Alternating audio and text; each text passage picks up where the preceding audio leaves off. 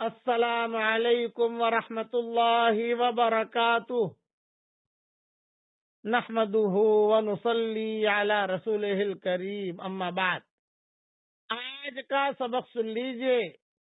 آج کے سبق کی سرخی ہے حضور صلی اللہ علیہ وسلم کی خاندان کی سیرت کے بارے میں، پارٹ نمبر 4۔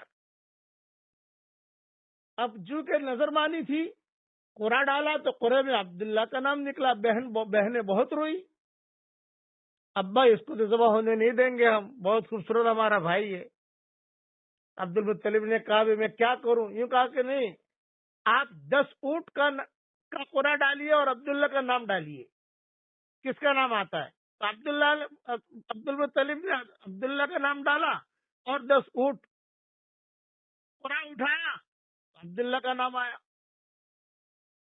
بہنوں نے کہا نہیں، 20 اونٹ کیجیے، 20 اونٹ لکھے، قرآن اٹھایا، عبداللہ کا نام آیا۔ 30 اونٹ کیجیے، قرآن اٹھایا، عبداللہ کا نام آیا۔ کتابوں میں لکھا ہے 100 اونٹ تک گئے عبد المطلب، 100 اونٹ تک، یعنی 100 BMW۔ جب 100 اونٹ تک پہنچے اور قرآن ڈالا، اب 100 اونٹ کا نام آیا۔ اس طریقے سے یہ حضور صلی اللہ علیہ وسلم کے والد بچ گئے۔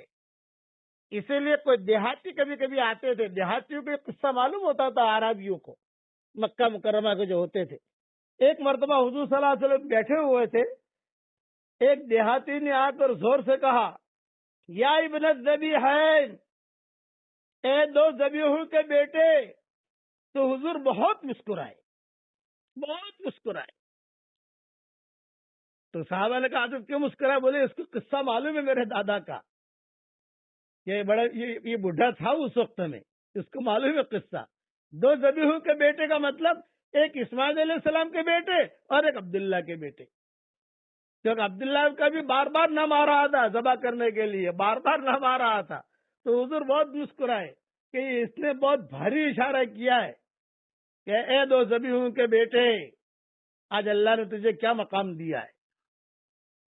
اب عبداللہ کی جان بچ گئی، اور یعنی 100 اونٹ جو ہے عبد المطلب نے بہت اہتمام کے ساتھ اللہ کے نام پر، چونکہ یہ وعدے کے بہت پکے تھے، عبد المطلب بہت پکے تھے وعدے کے، اور کسی سے ڈرتے نہیں تھے، کسی سے گھبراتے نہیں تھے، کسی سے ڈرتے نہیں تھے۔ اب سارے بھائی ان کے نشو و نما پاتے گئے۔ عبداللہ جو ہے حضور صلی اللہ علیہ وسلم کا والد محترم، یہ بھی نشو و نما پاتے گئے، بڑے ہوئے تو حضرت عبداللہ کی شادی کا فکر ہوا کہ اب ان کا نکاح کرنا چاہیے، کہاں نکاح کریں؟ بہت پیغام آئے۔ ایک لڑکی آمینہ تھی، وہ پسند آئی عبد المطلب کو۔ جب نکاح کے لیے لے کے جا رہے تھے، ایک یہودیہ لڑکی کھڑی تھی، اس کا نام تھا فاطمہ۔ اس نے عبداللہ کو بلایا اور عبداللہ کو بلا کر کہا کہ تم میرے ساتھ ایک رات گزار لے، حضور صلی اللہ علیہ وسلم کے والد کو، میں تجھے 100 اونٹنیاں دوں گی۔ تو حضرت عبداللہ نے کہا یہ کام میں نہیں کر سکتا۔ چنانچہ وہاں گئے، آمنہ سے نکاح ہوا، کچھ راتیں قیام کیا، واپس آئے، وہی فاطمہ کھڑی تھی یہودیہ۔